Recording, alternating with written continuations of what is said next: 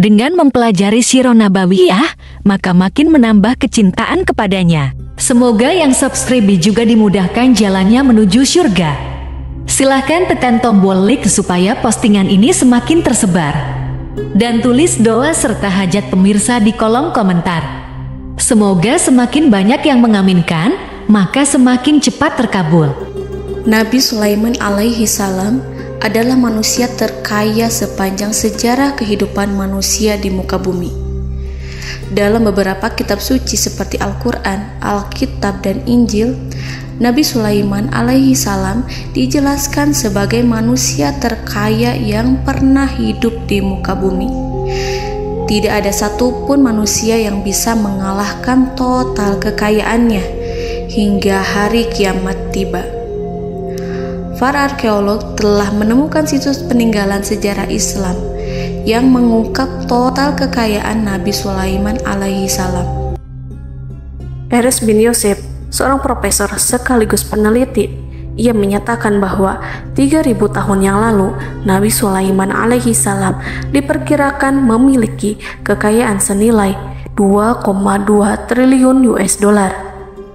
Dan apabila dikonversikan dengan nilai mata uang dolar hari ini, jika dirupiahkan, maka nilainya setara dengan 32.891.870 triliun rupiah.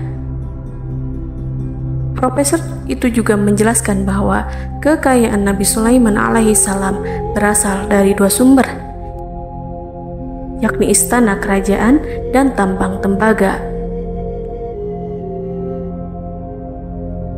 Nilai itu berkali-kali lipat lebih banyak dari total kekayaan negara Indonesia yang hanya mencapai 11.454 triliun per 30 Desember 2021. Nabi Sulaiman alaihi salam memiliki beberapa mukjizat. Di antaranya adalah dapat berbicara dengan bahasa binatang. Beliau dapat memerintah mereka untuk melakukan sesuatu. Beliau juga dapat mengendalikan besar kecilnya tekanan angin dan dapat mengatur ke arah mana angin akan berhembus. Sehingga dengan itu Nabi Sulaiman dapat memanfaatkan angin sebagai kendaraannya dan juga kendaraan tentaranya. Nabi Sulaiman juga bisa melunakkan besi dan membentuknya menjadi pakaian perang yang anti tusukan senjata tajam. Nabi Sulaiman juga memimpin para jin. Mereka tunduk dan patuh pada perintah Nabi Sulaiman alaihi salam. Tidak hanya setan, iblis laknatullah yang merupakan makhluk pembangkang dapat dibuat tunduk bertekuk lutut pada perintah-perintah Nabi Sulaiman. Nabi Sulaiman bisa melakukan teleportasi, yaitu berpindah dari suatu tempat ke tempat yang lain dalam waktu singkat. Peristiwa itu dibuktikan dengan pemindahan singgasana Ratu Balqis atas perintah Nabi Sulaiman. Nabi Sulaiman dikenal sebagai raja yang adil dan bijaksana. Nabi Sulaiman diberkahi kecerdasan yang luar biasa untuk menyatu padukan segenap kekuatan yang Allah berikan kepadanya. Ia mengelola dan membawa kerajaannya menjadi kekuatan raksasa yang tak terkalahkan di masanya dengan segenap kemampuan yang dimilikinya. Tentara Nabi Sulaiman adalah tentara terkuat di bumi tanpa ada yang menandingi. Pertanyaan mendasar yang muncul kali ini adalah dari mana sumber kekayaan dan kekuatan Nabi Sulaiman alaihi salam? Untuk mendapat jawaban dari pertanyaan itu, simak video ini sampai akhir. Sebelum itu, mari bantu channel ini terus berkembang dengan cara subscribe dan nyalakan tanda loncengnya. Berikan komentar yang positif dan berikan like serta share video ini. Bismillahirrahmanirrahim. Sungguh kami benar-benar telah menganugerahkan ilmu kepada Daud dan Sulaiman. Keduanya berkata, segala puji bagi Allah yang melebihkan kami dari kebanyakan hamba-hambanya yang mukmin. Sulaiman telah mewarisi Daud dan dia berkata, wahai manusia, kami telah diajari untuk memahami bahasa burung dan kami dianugerahi segala sesuatu. Sesungguhnya semua ini benar-benar karunia yang nyata. Quran Surat An-Naml ayat 15-16. Saudara-saudaraku yang dirahmati Allah, pada ayat di atas disebutkan bahwa Sulaiman telah mewarisi Daud. Nabi Sulaiman mewarisi Nabi Daud dalam sisi kenabian dan kekuasaan, bukan mewarisi harta, karena para nabi tidak mewariskan harta. Sebab sepeninggalan mereka, harta para nabi menjadi sedekah bagi orang-orang yang ada di sekitarnya, yaitu orang-orang fakir dan orang-orang yang membutuhkan. Dan harta para nabi tidak dikhususkan bagi kalangan keluarganya. Rasulullah Shallallahu Alaihi Wasallam bersabda, "Kami para nabi tidak mewariskan." Nabi Sulaiman mewarisi kenabian dari Nabi Daud. Ini adalah hal yang jelas. Allah telah memilihnya sebagai nabi dari Bani Israel. Begitu juga Allah telah memberinya kekuasaan kerajaan sehingga ia menjadi pemimpin Bani Israel. Barangkali sesuatu yang paling penting yang diwarisi oleh Nabi Sulaiman dari Nabi Daud adalah tradisi militer. Kemajuan militer yang dahsyat telah berpindah kepada Nabi Sulaiman. Nabi Daud sebenarnya adalah seorang pengembala kambing yang sangat miskin, tetapi seiring dengan perjalanan waktu, ia menjadi komandan pasukan tiada tanding. Nabi Daud alaihi salam mengetahui bahwa kekuatan hakiki yang mengatur alam semesta adalah kekuatan Allah. Ketika Nabi Daud mengelurkan tangannya dan memegang potongan batu, lalu beliau melemparkannya dengan ketepel ke arah Jalut, kepala Jalut retak dan ambruk menghantam tanah. Ini sebagai bentuk demonstrasi kekuatan darinya. Kehadiran Nabi Daud mengubah pasukan Bani Israel, di mana mereka sebelumnya lari jika berhadapan dengan musuh. Maka kini keberadaan mereka mulai diperhitungkan di masa hidupnya. Nabi Daud mengalami peperangan yang sangat banyak, tapi Al-Quran tidak menceritakan secara terperinci. Hal itu dikarenakan karena Al-Quran adalah kitab dakwah di jalan Allah, bukan kitab sejarah. Al-Quran hanya menceritakan di dalam Al-Quran surat Shad ayat 20, "Dan kami kuatkan kerajaannya, kerajaan Daud." Ayat tersebut berarti bahwa Nabi Daud belum terkalahkan dalam peperangan yang diikutinya. Di samping dukungan yang Allah berikan kepadanya, juga pasukan dan rakyatnya, di mana mereka adalah orang-orang yang bertauhid, menyerahkan diri kepada Allah. Allah Subhanahu wa Ta'ala mengajarkan kepada Nabi Daud hal-hal yang menjadikan pasukannya memiliki keistimewaan yang dengannya mereka dapat mengalahkan pasukan-pasukan lain, pasukan-pasukan besar yang ada di bumi pada saat itu. Allah Subhanahu wa Ta'ala berfirman dalam surat Saba ayat 10, "Dan kami telah melunakkan besi untuknya." Baju besi mungkin akan menjadi masalah dalam benak kita. Ketika orang-orang yang berperang, baju besi cukup mengganggu gerakan mereka. Kita bisa membayangkan ketika ada dua orang berperang, salah satu dapat bergerak bebas, sementara yang lainnya tidak leluasa bergerak karena tertahan dengan pakaiannya. Namun, dengan kekuasaan Allah, Nabi Daud dapat melunakkan besi dan membuat baju besi yang ringan, yang mudah untuk digunakan. Ini adalah kemajuan penting yang Allah berikan kepada Nabi Daud dan tentaranya. Kemajuan itu kemudian diajarkan, diwariskan dan dimiliki oleh Nabi Sulaiman alaihi salam. Nabi Sulaiman memiliki pasukan dahsyat yang melebihi pasukan manapun di bumi saat itu, atau bahkan mungkin saat ini. Bahkan Allah menambahkan karunia-Nya kepada Nabi Sulaiman yang disebutkan dalam Al-Quran surat An-Naml ayat 16. Dan Sulaiman telah mewarisi Daud, dan dia berkata, "Wahai manusia, kami telah diberi pengertian tentang suara burung, dan kami diberi segala sesuatu. Sesungguhnya ini benar-benar suatu karunia yang nyata." Saudara-saudaraku yang dirahmati Allah, pada suatu hari Nabi Sulaiman alaihi salam menengadahkan tangannya dan berdoa kepada Allah Subhanahu wa ta'ala. Antara hati Nabi dan Allah tidak ada penghalang, tidak ada jarak, tidak ada sekatan waktu, tidak ada satupun dari para nabi yang berdoa kepada Allah kecuali doanya pasti dikabulkan. Doa Nabi Sulaiman alaihi salam direkam dalam Al-Quran surat Shad ayat 35. Nabi Sulaiman berkata, "Ya Tuhanku, ampunilah aku, anugerahkanlah kepadaku kerajaan yang tidak dimiliki oleh seorang pun sesudahku." Nabi Sulaiman menginginkan dari Allah sesuatu kerajaan yang belum pernah diperoleh oleh siapapun setelahnya. Allah Subhanahu wa ta'ala mengabulkan doa Nabi Sulaiman dan memberinya kerajaan tersebut. Nabi Sulaiman mewarisi kekuasaan, kenabian, hikmah ilmu dari Nabi Daud alaihi salam. Orang-orang menyebut Nabi Sulaiman Al-Hakim, Sulaiman yang bijaksana. Kebijaksanaan Nabi Sulaiman tidak terbatas pada keadilannya di tengah-tengah manusia dan juga kasih sayangnya kepada mereka. Namun, kebijaksanaan Nabi Sulaiman juga berlaku di kalangan burung dan binatang lainnya. Nabi Daud juga mengenal bahasa burung, tetapi Nabi Sulaiman dapat berbicara dengan bahasa burung. Bahkan, ia dapat menggantikannya sebagai pembantunya. Ketika Nabi Daud bertasbih di gunung, burung-burung serta binatang buas ikut bertasbih bersamanya. Bahkan angin pun berhenti untuk mendengarkan tasbih itu.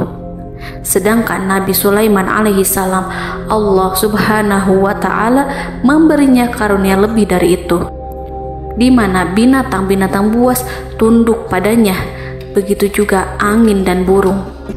Saudara-saudaraku yang dirahmati Allah, Nabi Sulaiman alaihi salam mampu mendengarkan bisikan semut yang berbicara kepada sesama mereka.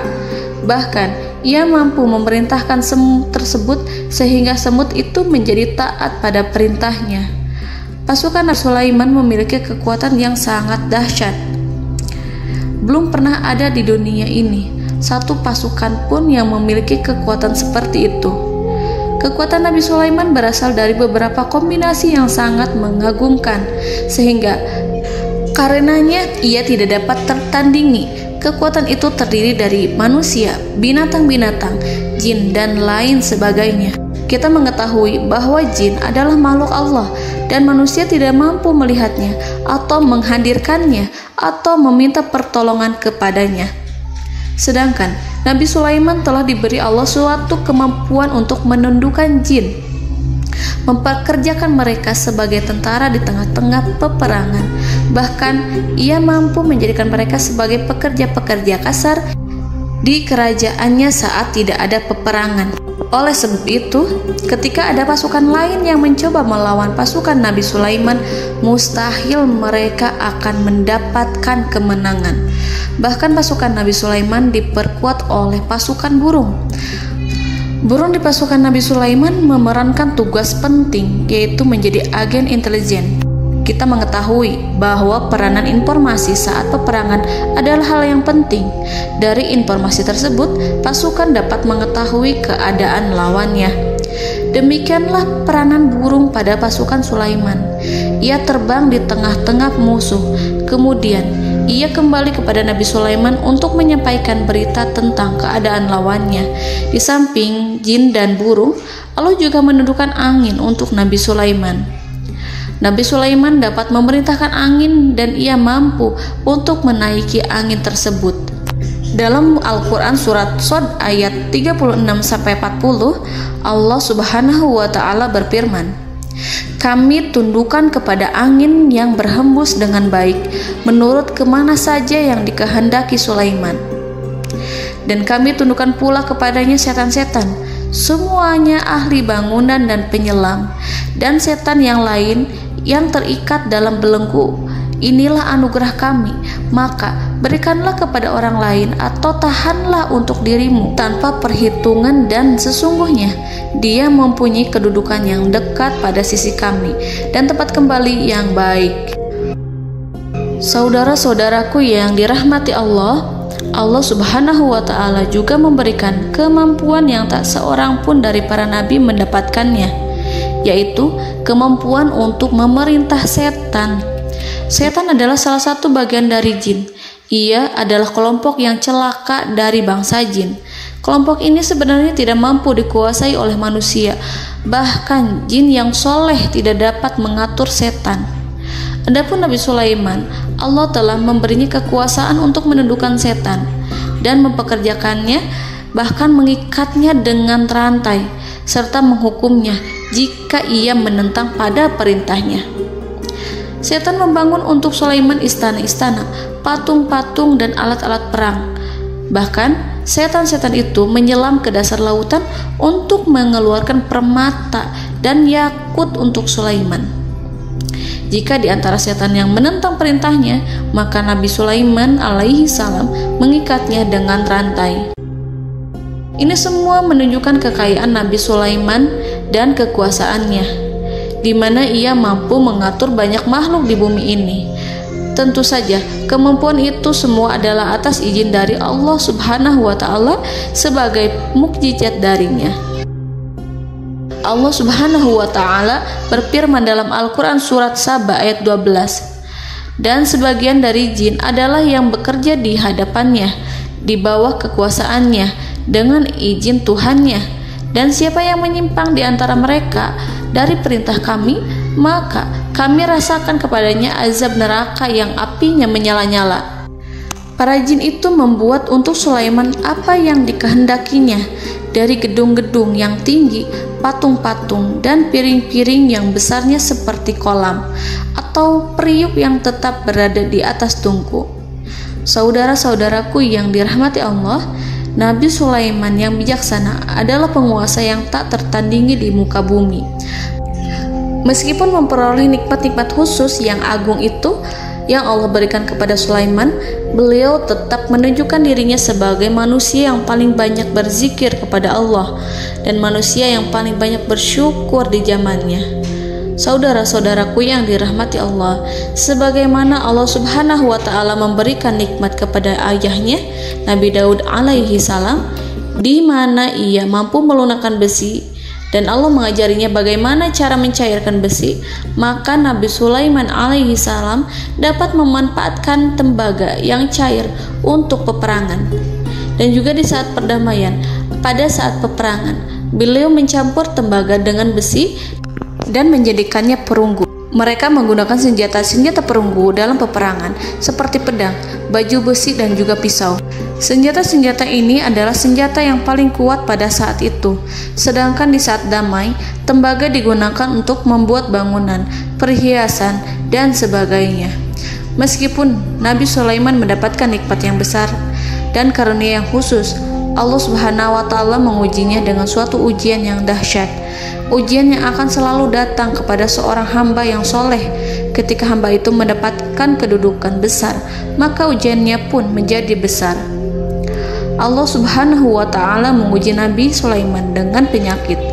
Diceritakan oleh Fahru Roji, Nabi Sulaiman diuji dengan suatu penyakit yang keras, di mana kedokteran saat itu tidak dapat dan tidak mampu mengatasinya. Sakitnya Nabi Sulaiman sangat keras sehingga para dokter dari kalangan manusia ataupun jin tidak mampu menghilangkan penyakit itu. Lalu burung-burung menghadirkan rumput-rumput yang dianggapnya sebagai obat, tetapi Nabi Sulaiman tak kunjung sembuh. Semakin hari penyakit Nabi Sulaiman semakin menjadi-jadi, sehingga ketika Nabi Sulaiman duduk di atas kursi, ia duduk bagaikan tubuh tanpa roh. Seakan-akan ia mati karena saking keras penyakit yang dideritanya. Sakit yang diderita oleh Nabi Sulaiman alaihi salam berlangsung sangat lama. Namun Nabi Sulaiman tidak henti-hentinya berzikir kepada Allah dan meminta kesembuhan kepadanya, serta selalu beristighfar dan mengungkapkan rasa cinta kepadanya. Selesailah ujian Allah terhadap hambanya Nabi Sulaiman. Beliau pun sembuh Nabi Sulaiman merasakan kembali kesehatannya setelah ia mengetahui segala kejayaan dan segala kekuasaan serta segala kebesarannya tidak lagi mampu menghilangkan penyakit yang dideritanya kecuali jika Allah menghendaki.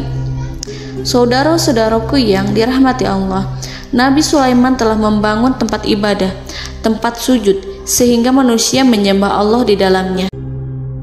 Orang-orang yang membangunnya berjumlah puluhan ribu orang. Tentu setiap kelompok dari mereka memiliki pekerjaan masing-masing.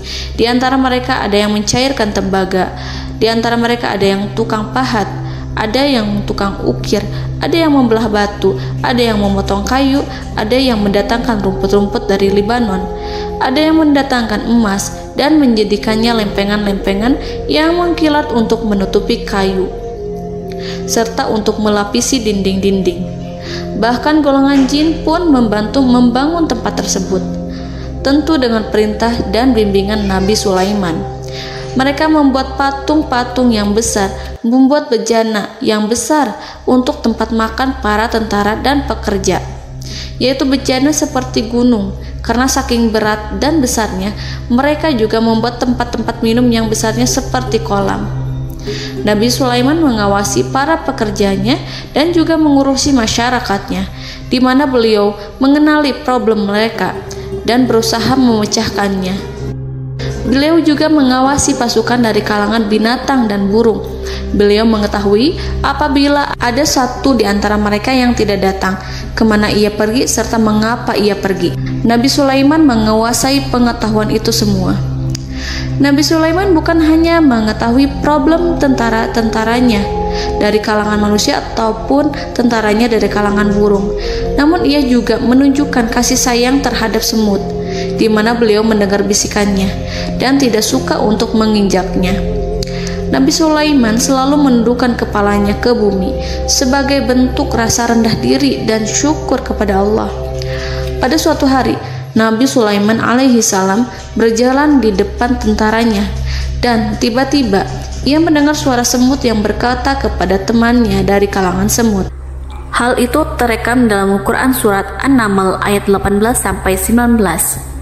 Wahai semut-semut, masuklah ke dalam sarang-sarangmu agar kamu tidak terinjak oleh Sulaiman dan tentaranya, sedangkan mereka tidak menyadarinya. Nabi Sulaiman alaihi salam tersenyum mendengar itu dan ia berdoa, "Ya Allah, ya Tuhanku, berilah aku ilham untuk tetap mensyukuri nikmat-Mu yang telah Engkau anugerahkan kepadaku dan kepada kedua orang ibu bapakku, dan untuk mengerjakan amal soleh yang Kau ridhoi, dan masukkanlah aku ke dalam rahmat-Mu, ke dalam golongan hamba-hamba-Mu yang soleh."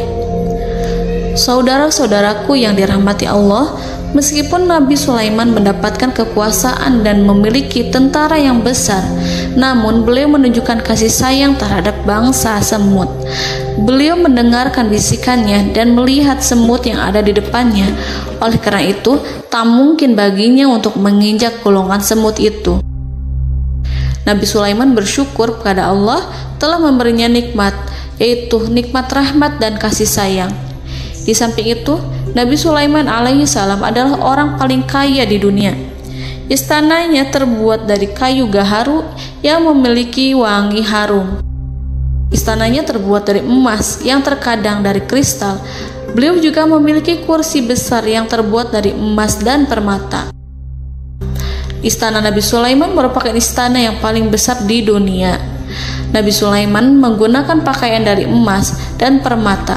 Meskipun demikian, Nabi Sulaiman tetap menunjukkan sebagai hamba yang berserah diri dan rendah diri di hadapan Allah Subhanahu wa Ta'ala. Nabi Sulaiman yang merendahkan diri di hadapan Allah, ia selalu sujud kepada Allah, sebagaimana ayahnya yang selalu bertasbih pada Allah. Nabi Sulaiman selalu melantunkan lagu-lagu cinta ilahi dan hanya memuji Allah Subhanahu wa Ta'ala. Pada suatu hari, Nabi Sulaiman alaihi salam mengeluarkan perintah kepada pasukannya untuk bersiap-siap. Kemudian, Nabi Sulaiman keluar dan memeriksa pasukannya satu demi satu. Kelompok yang pertama adalah kelompok manusia. Nabi Sulaiman memperhatikan kesiapan mereka. Lalu Nabi Sulaiman mengeluarkan perintah-perintah kepada mereka. Kemudian Nabi Sulaiman memeriksa kelompok jin dan menyampaikan perintahnya kepada mereka. Beliau memenjarakan jin yang tampak bermalas-malasan saat bekerja. Lalu beliau memeriksa binatang dan berkata kepada mereka, apakah mereka sudah makan dengan baik? Apakah mereka tidur dengan nyenyak? Apakah ada yang mengadu pada mereka, misalkan karena penyediaan makanan yang tidak layak? Apakah ada di sana yang sakit dan lain sebagainya? Ketika Nabi Sulaiman merasa puas dengan semuanya, Nabi Sulaiman memasuki tenda tempat berkumpulnya para burung. Nabi Sulaiman alaihi salam kemudian memasuki tenda tersebut, mengamati keadaan di sekitarnya, sehingga beliau mengetahui bahwa ada satu burung yang tidak hadir, yaitu burung hudhud. Mengapa aku tidak melihat burung hudhud? Burung-burung yang lain tampak terdiam sebagai penghormatan, dan mereka mendengarkan apa yang akan dikatakan pemimpin mereka. Nabi Sulaiman mengarahkan pandangannya pada semua burung dan tidak menemukan burung hudhud di antara mereka. Tak seekor burung pun yang mengetahui keberadaannya. Burung hudhud absen pada apel wajib kali ini. Nabi Sulaiman mulai menampakkan kemarahannya. Tiba-tiba, seekor burung kecil memberanikan diri untuk berkata kepada Nabi Sulaiman, "Wahai Nabi yang mulia, seharusnya hudhud ada bersamaku kemarin untuk melaksanakan tugas penyelidikan. Ia adalah pemimpin misi itu. Namun, burung hudhud belum datang. Oleh karena itu, aku tidak pergi bersamanya." Burung itu tampak gemetar. Nabi Sulaiman mengetahui bahwa hudhud tidak hadir dan tak seorang pun mengetahui kemana ia pergi. Burung hudhud pergi tanpa izin terlebih dahulu.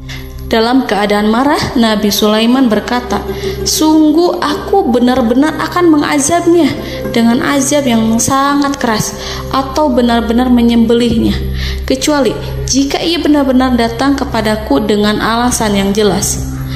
Kawanan burung-burung mengetahui bahwa Nabi Sulaiman sedang marah dan telah menetapkan untuk menyiksa burung hudhud atau menyembelihnya atau justru memaafkannya dengan syarat ia datang dengan membawa alasan yang dapat menyelamatkannya, atau dengan kata lain, burung hudhud dapat memastikan bahwa ia melaksanakan tugas yang penting.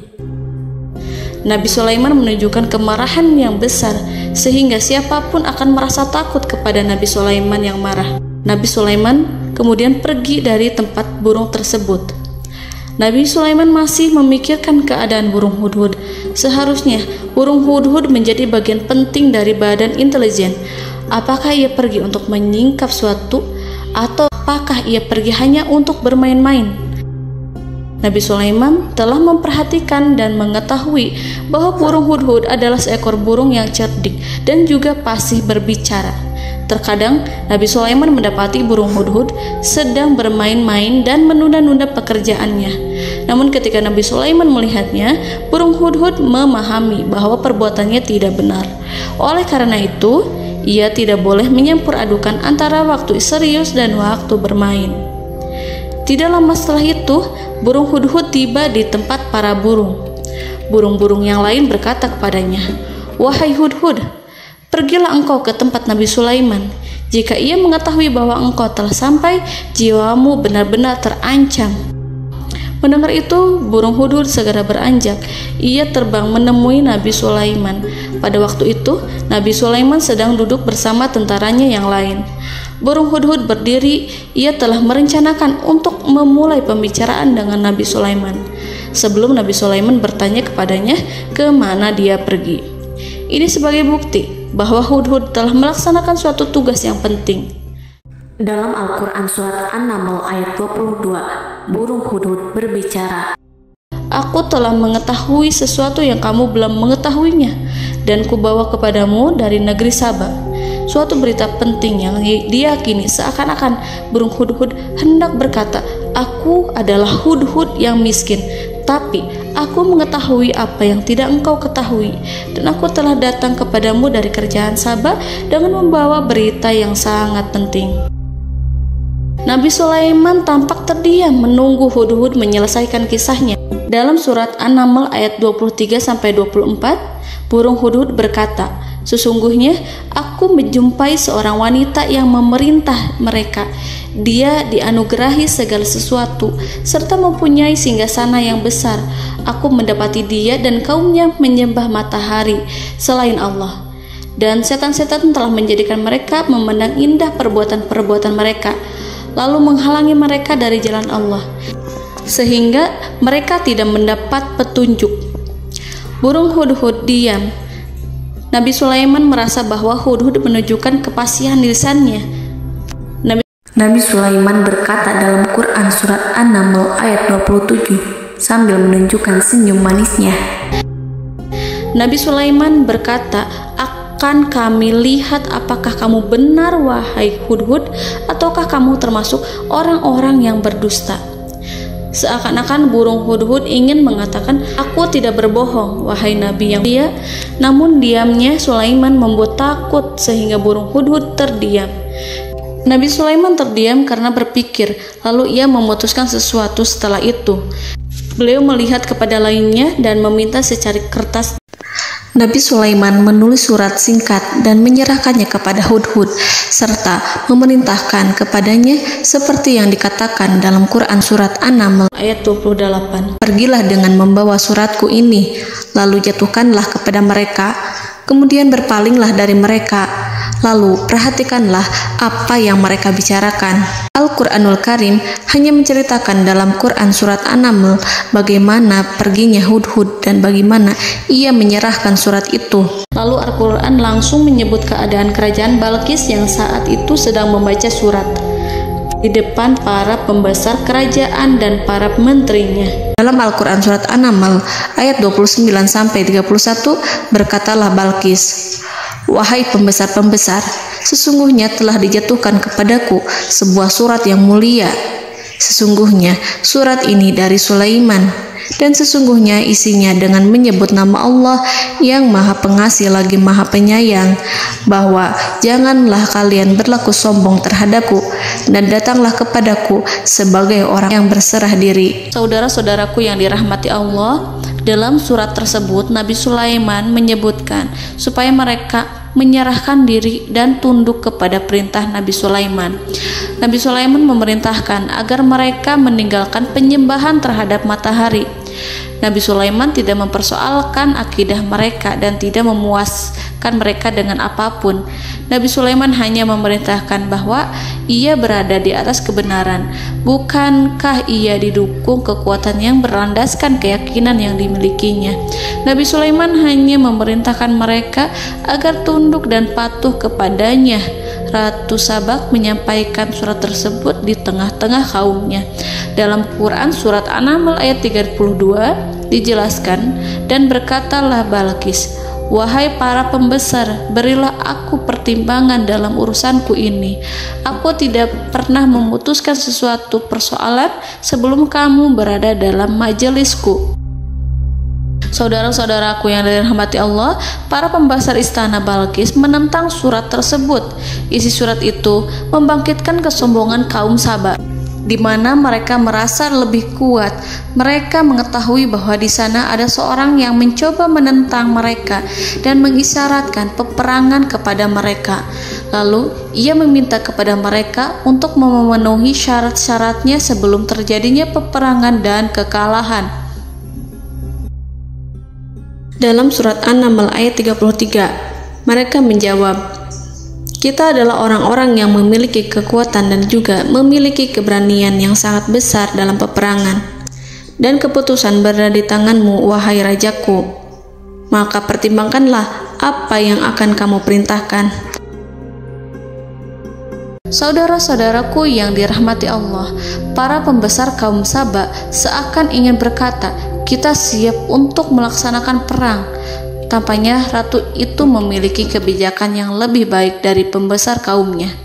Surat Sulaiman itu membuatnya berpikir lebih jernih dan lebih berhati-hati. Ia berusaha sebisa mungkin menghindari peperangan. Ratu itu berpikir dalam tempo yang lama.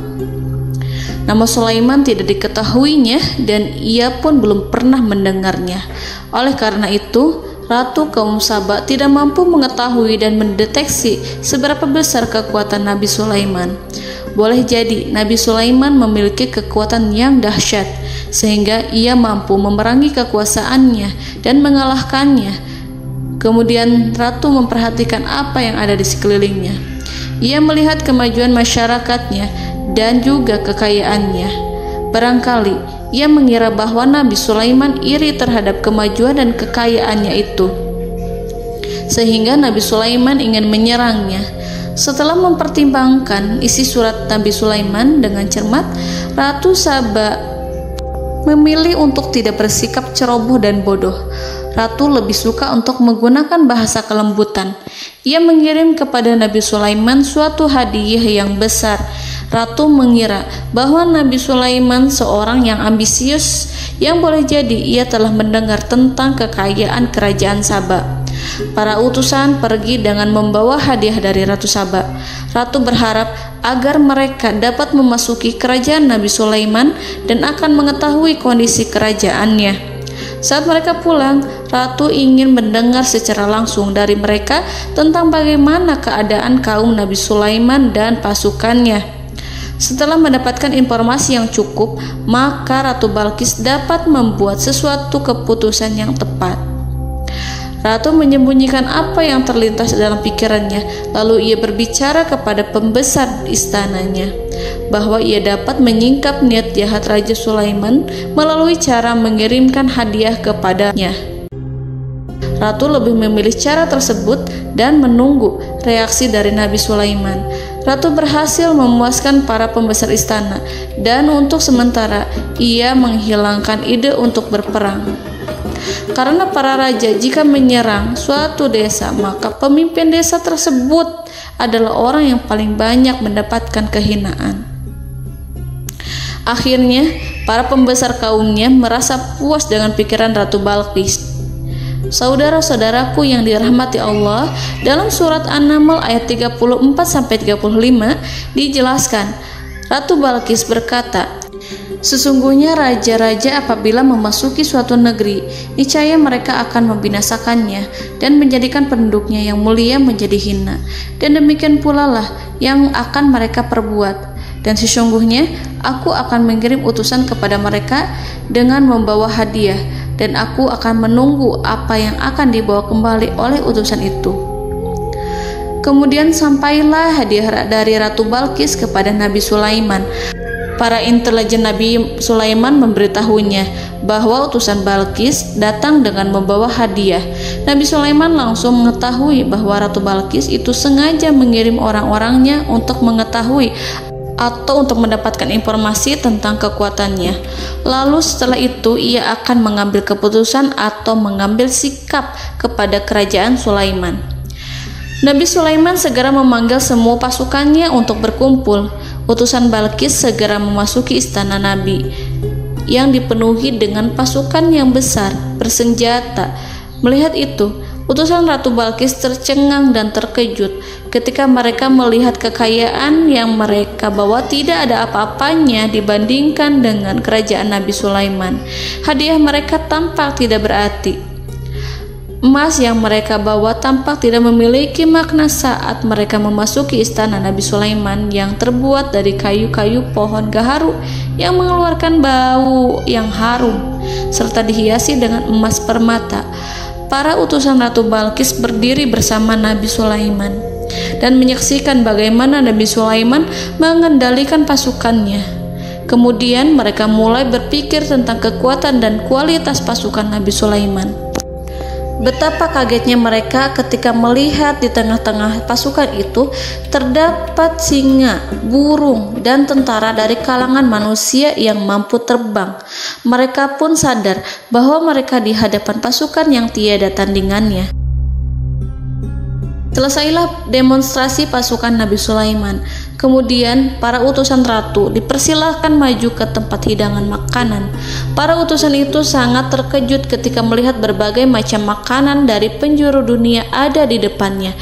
Dan di antara makanan itu terdapat pula makanan yang biasa ditemukan di negeri mereka. Tetapi mereka melihat bahwa makanan itu memiliki rasa yang lebih istimewa. Selain itu, piring-piring yang ada di depan mereka terbuat dari emas dan mereka dilayani oleh laki-laki yang berhias dengan emas.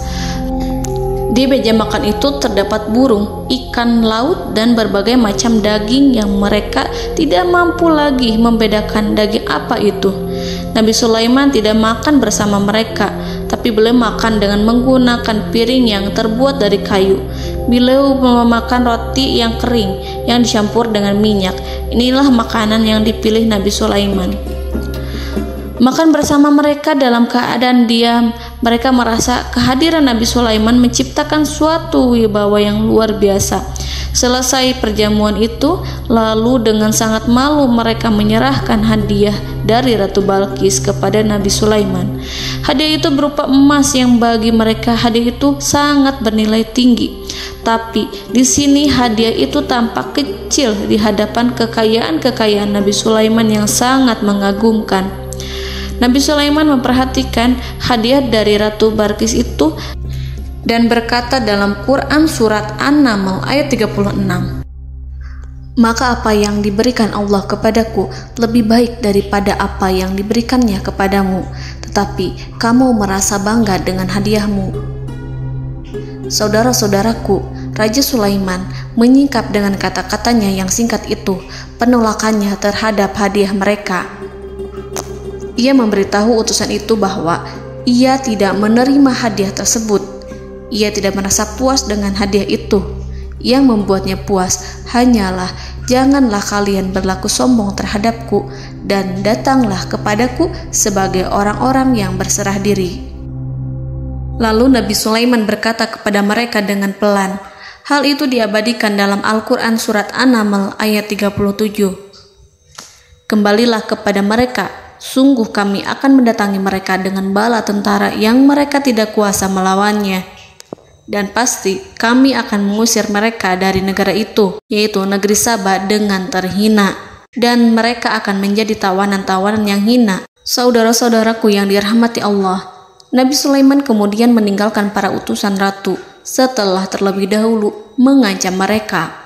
Para utusan itu berharap agar Nabi Sulaiman mau menunggu kunjungan Ratu Balqis yang akan membawa misi perdamaian. Akhirnya, sampailah para utusan Ratu Balqis ke negeri Saba. Mereka segera menuju istana sang ratu. Mereka memberitahu bahwa negeri mereka ada di ujung tanduk. Mereka menceritakan kepada ratu tentang kekuatan Nabi Sulaiman dan tidak mungkin bagi mereka mampu melawannya. Mereka meyakinkan Ratu Balqis bahwa ia harus mengunjunginya dan melihat sendiri bagaimana kebesaran kerajaan Nabi Sulaiman. Kemudian Ratu Balqis menyiapkan dirinya untuk pergi menuju kerajaan Nabi Sulaiman.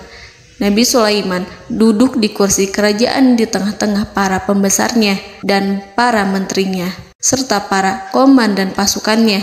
Beliau berpikir tentang sosok Balqis. Nabi Sulaiman mengetahui bahwa Balqis menuju tempatnya. Balqis dikelilingi rasa takut. Nabi Sulaiman berpikir sejenak tentang bagaimana matahari disembah. Ia memikirkan bagaimana informasi yang diterima oleh intelijennya tentang kemajuan kerajaan Balqis dalam bidang kesenian dan ilmu pengetahuan. Nabi Sulaiman bertanya kepada dirinya sendiri, apakah kemajuan menjadi penghalang untuk mengetahui kebenaran? Apakah ratu itu senang dengan kekuatan yang dicapainya? Dan ia membayangkan bahwa kekuatannya adalah segalanya. Dengan kemajuan yang dimilikinya, Nabi Sulaiman ingin membuat kejutan agar ratu mengetahui bahwa Islam yang diyakini oleh Nabi Sulaiman adalah satu-satunya yang mampu mendatangkan kemajuan dan kekuatan yang hakiki, sehingga ia dapat membandingkan antara keyakinannya dalam menyembah matahari beserta kemajuan yang dicapainya dengan keyakinan Nabi Sulaiman beserta kemajuan yang diraihnya. Saudara-saudaraku yang dirahmati Allah, para mata-mata Nabi Sulaiman telah memberitahunya bahwa hal yang sangat disegani dan dikagumi oleh kaum Balqis adalah kerajaan Saba, yaitu singgasana Ratu Balqis. Singgasana itu terbuat dari emas dan batu delima. Singgasana tersebut dijaga oleh penjaga yang sangat disiplin, di mana mereka tidak pernah lalai sedikit pun. Oleh karena itu, sangat tepat apabila Nabi Sulaiman menghadirkan singgasananya di sini, di kerajaannya. sehingga ketika ratu tiba, maka ia dapat duduk di atasnya. Nabi Sulaiman ingin membuat kejutan kepadanya dan menunjukkan bahwa kemampuannya tersebut yang berlandaskan pada keislaman. Nabi Sulaiman melakukan yang demikian itu dengan harapan agar si ratu tunduk kepadanya. Ide itu terlintas dalam diri Nabi Sulaiman. Lalu ia mengangkat kepalanya dan menoleh kepada anak buahnya.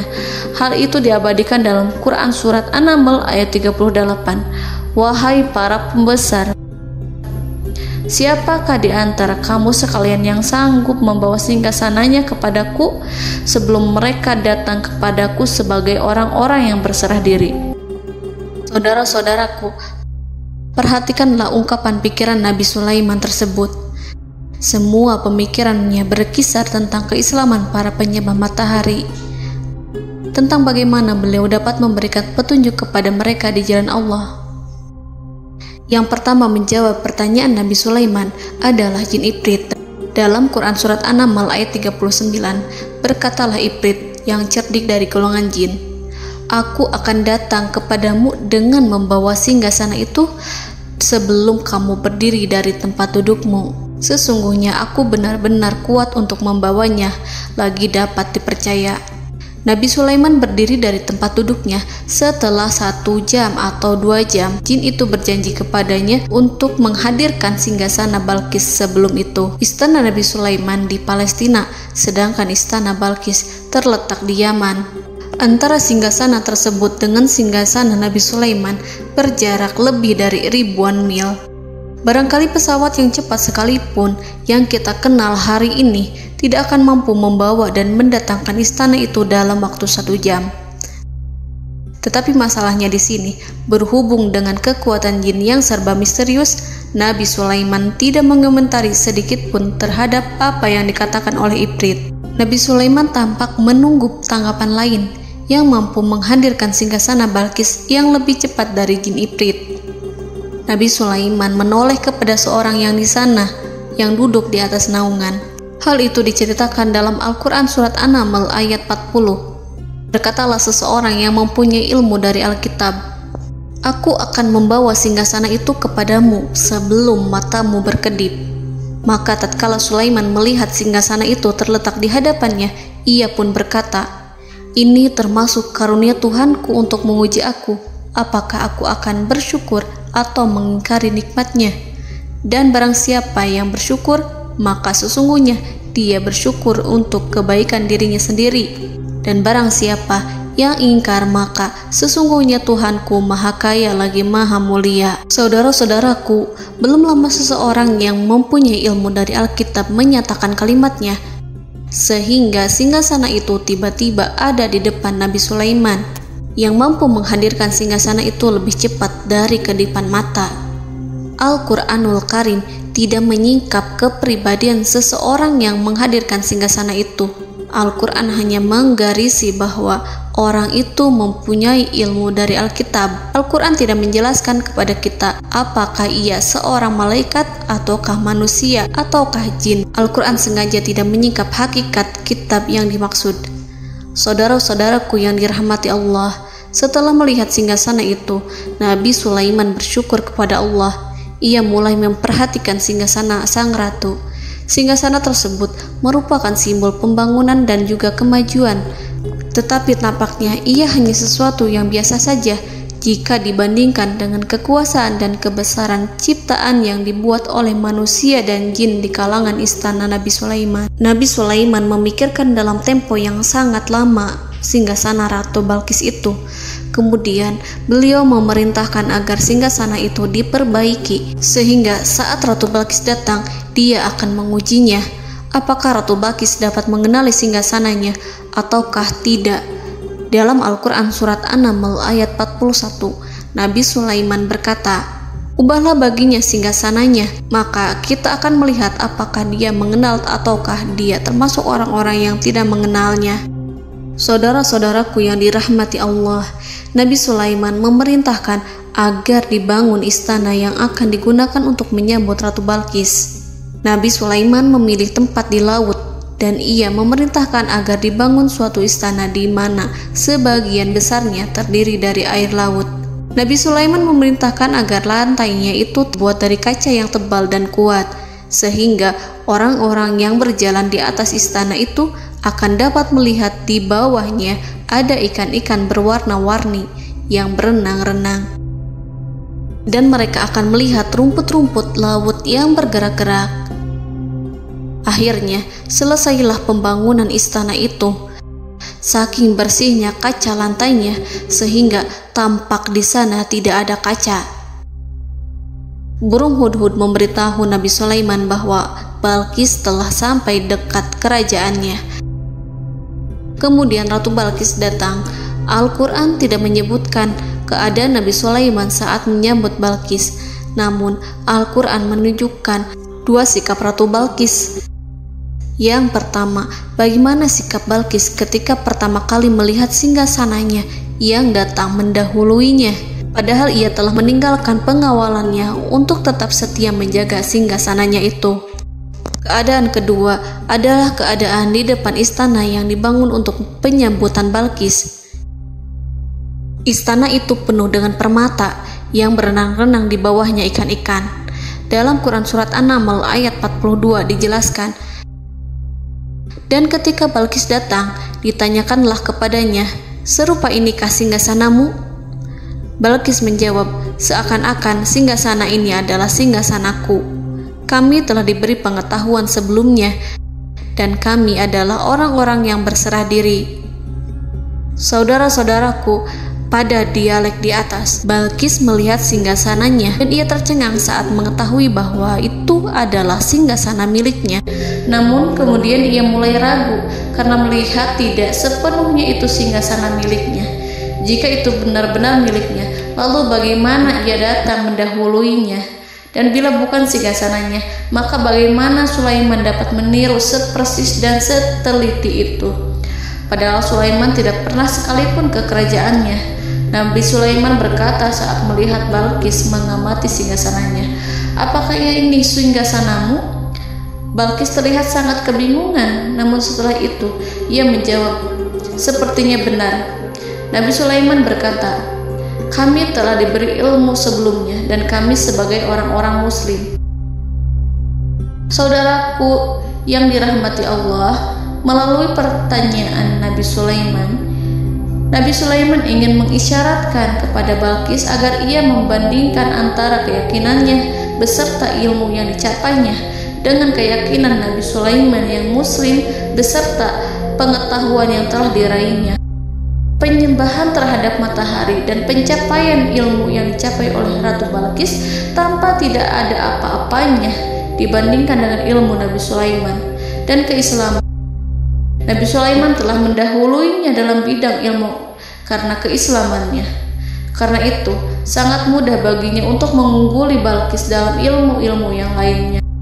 Demikianlah yang disyaratkan dalam pertanyaan Nabi Sulaiman kepada Ratu Balqis. Ratu Saba itu mengetahui bahwa ini adalah singgasananya, di mana singgasana itu datang lebih dahulu daripada dirinya. Beberapa bagian darinya telah diubah saat Balqis masih di perjalanan menuju ke tempat Nabi Sulaiman. Ia berpikir kemampuan apa yang dimiliki Nabi Sulaiman. Ratu Balqis tercengang melihat apa yang disaksikannya, yang berupa buah dari keimanan Nabi Sulaiman dan hubungannya dengan Allah Subhanahu wa Ta'ala. Sebagaimana Balqis juga tercengang ketika melihat kemajuan di bidang ilmu pembangunan, seni, dan ilmu-ilmu yang lainnya. Maka ia tidak lebih kagum lagi saat melihat hubungan yang kuat antara keislaman Nabi Sulaiman dengan ilmunya serta kemajuan yang diraihnya. Dalam Al-Quran Surat An-Naml ayat 43 dijelaskan, dan apa yang disembahnya selama ini selain Allah mencegahnya untuk melahirkan keislamannya, karena sesungguhnya ia terdahulu termasuk orang-orang yang kafir. Saudara-saudaraku yang dirahmati Allah, berguncanglah dalam benak Balqis ribuan hal ketika melihat keyakinan kaumnya runtuh di hadapan Nabi Sulaiman. Ia menyadari matahari yang disembahnya hanya merupakan ciptaan Allah, dan Allah lah yang menggerakkannya untuk hamba-hambanya. Lalu terbitlah matahari kebenaran dalam dirinya. Hatinya diterangi oleh cahaya baru yang tidak akan tenggelam seperti tenggelamnya matahari. Masa keislamannya hanya menunggu waktu. Ratu Balqis memilih waktu yang tepat untuk mengumumkan keislamannya. Allah Subhanahu wa Ta'ala berfirman dalam Quran Surat An-Naml ayat 44. Dikatakan kepadanya, masuklah ke dalam istana. Maka tatkala ia melihat lantai istana itu, dikiranya kolam air yang besar dan disingkapnya 2 betisnya. Berkatalah Sulaiman, sesungguhnya ia adalah istana licin yang terbuat dari kaca. Berkatalah Balqis, wahai Tuhanku, sesungguhnya aku telah berbuat zalim terhadap diriku dan aku berserah diri bersama Sulaiman kepada Allah Tuhan semesta alam. Saudara-saudaraku yang dirahmati Allah, dikatakan kepada Balqis, masuklah ke dalam istana. Ketika ia masuk, maka ia tidak menyaksikan adanya kaca, tetapi ia melihat air, sehingga ia mengira akan bersinggungan dengan air. Lalu ia menyingkapkan sedikit bajunya agar bajunya itu tidak basah. Nabi Sulaiman mengingatkannya tanpa melihatnya agar ia tidak khawatir terhadap pakaiannya, karena pakaiannya tidak akan basah sebab di sana tidak ada air. Itu sekedar kaca yang halus, yang saking halusnya sehingga ia tidak tampak. Pada kesempatan itulah Balqis mengumumkan keislamannya yang mengakui kelalimannya, dan ia menyatakan menyerahkan diri kepada Nabi Sulaiman dan kepada Allah Tuhan semesta alam. Lalu kaumnya pun mengikutinya dan mereka memeluk Islam. Balqis menyadari ia berhadapan dengan penguasa yang terbesar di bumi dan Nabi Allah yang mulia. Untuk pertama kalinya, wajah Sulaiman tampak dihiasi dengan senyuman yang menunjukkan kepuasannya sejak Balqis mengunjunginya. Demikianlah Nabi Sulaiman mewujudkan kejayaannya yang hakiki dan menyebarkan cahaya Islam di muka bumi. Saudara-saudaraku, Al-Quran tidak menyebutkan kisah Balqis setelah keislamannya. Para ahli tafsir mengatakan bahwa ia menikah dengan Nabi Sulaiman. Selain itu, ada yang mengatakan bahwa ia menikah dengan salah satu orang dekat Nabi Sulaiman. Ada juga yang mengatakan bahwa sebagian Raja Habasyah adalah keturunan dari buah perkawinan ini. Wallahu a'lam bishawab. Saudara-saudaraku yang dirahmati Allah, Nabi Sulaiman hidup di tengah-tengah kejayaan dan kemuliaan di bumi. Kemudian Allah menetapkan kematian untuknya, sebagaimana kehidupan Sulaiman berada di puncak kemuliaan dan kejayaan yang penuh dengan keajaiban yang luar biasa, maka kematiannya pun merupakan tanda-tanda kebesaran Allah yang penuh dengan keajaiban. Demikianlah bahwa kematiannya sesuai dengan kehidupannya, sesuai dengan kejayaannya. Allah berfirman tentang kematian Sulaiman di dalam Al-Quran Surat Saba ayat 14. Maka tatkala kami telah menetapkan kematian Nabi Sulaiman, tidak ada yang menunjukkan kepada mereka kematiannya itu kecuali rayap yang memakan tongkatnya. Maka tatkala ia telah tersungkur, tahulah jin bahwa kalau sekiranya mereka mengetahui yang gaib, tentulah mereka tidak akan tetap dalam siksa yang menghinakan. Saudara-saudaraku, kemampuan Nabi Sulaiman untuk menundukkan jin dan mempekerjakan mereka serta hubungan mereka dengan semua itu menimbulkan fitnah di tengah-tengah manusia dalam hal tertentu.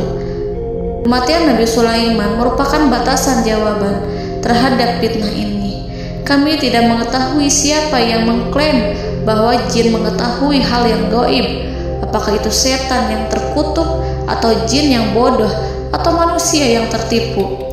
Kami tidak mengetahui siapa yang bertanggung jawab terhadap tersebarnya isu yang keliru ini. Yang kita ketahui adalah bahwa hal tersebut adalah mempengaruhi sebagian manusia dan jin. Barangkali manusia berkata kepada diri mereka, selama jin melakukan perbuatan yang luar biasa ini, maka apa gerangan yang menjadikan mereka tidak mengetahui hal yang gaib itu? Manusia itu lupa bahwa kunci kegaiban berada di tangan Allah. Masalah ilmu gaib tidak akan mampu dikuasai oleh jin dan manusia. Hanya Dia yang mengetahuinya, dan manusia diberitahu hanya sedikit sekali. Saudara-saudaraku yang dirahmati Allah, seakan-akan Allah telah merencanakan bahwa kematian Sulaiman bertujuan untuk menghancurkan pemikiran itu, yaitu pemikiran bahwa jin mengetahui hal-hal yang gaib. Jin bekerja untuk Nabi Sulaiman selama beliau hidup, dan tatkala beliau meninggal, maka tugas mereka menjadi bebas. Nabi Sulaiman meninggal tanpa diketahui oleh jin, sehingga mereka tetap bekerja untuk mereka, tetap mengabdi kepada Sulaiman. Seandainya mereka mengetahui hal yang gaib, niscaya mereka tidak akan meneruskan pekerjaan mereka. Saudara-saudaraku, pada suatu hari Nabi Sulaiman memasuki mihrabnya untuk itikaf ibadah dan beribadah kepada Allah. Tak seorang pun yang berani mengganggu khalwatnya. Mihrab Sulaiman terletak di puncak gunung dan dindingnya terbuat dari permata. Pada suatu hari, Nabi Sulaiman duduk bersandar pada tongkatnya dan ia tampak tenggelam dalam tafakur. Beliau berzikir pada Allah hingga rasa kantuk menguasainya. Lalu setelah itu malaikat maut menemuinya. Nabi Sulaiman pun meninggal. Beliau bersandar kepada tongkatnya. Jin melihatnya dan mengira bahwa beliau sedang sholat, sehingga mereka pun terus melanjutkan pekerjaannya. Berlalulah hari demi hari yang panjang. Datanglah rayap, yaitu semut kecil yang memakan kayu. Hewan itu mulai memakan tongkat Nabi Sulaiman. Rayap itu tampak lapar. Sebagian dari tongkat Nabi Sulaiman dimakan beberapa hari oleh rayap itu. Ketika yang dimakannya semakin bertambah, maka tongkat itu pun menjadi rusak dan kemudian jatuh dari tangan Nabi Sulaiman alaihi salam. Tubuh mulia itu kehilangan keseimbangan dan kemudian jatuh terhempas di bumi. Tatkala tubuh suci itu tersungkur, maka manusia segera menuju ke arahnya. Mereka menyadari dan mengetahui bahwa Nabi Sulaiman telah meninggal dalam waktu yang lama. Jin menyadari bahwa mereka tidak mengetahui hal yang gaib, dan manusia pun mengetahui hakikat ini. Seandainya jin mengetahui hal yang gaib, niscaya ia tidak akan meneruskan siksa yang hina. Mereka tidak akan bekerja kepada Sulaiman. Demikianlah Nabi Sulaiman alaihi salam meninggal dalam keadaan duduk dan sholat di mihrabnya. Lalu berita itu tersebar bagaikan api di bumi. Manusia, burung, dan binatang buas mengantarkan jenazah Nabi Sulaiman. Sekawanan burung tampak sedih dan menangis. Semua makhluk bersedih. Akhirnya tak seorang pun mengetahui bahasa burung di bumi. Meninggallah seorang yang memahami pembicaraan burung, binatang-binatang, jin, dan lain sebagainya. Burung-burung itu berkata, betapa beratnya kehidupan di tengah orang-orang yang tidak mengetahui pembicaraan kita. Allahu a'lam.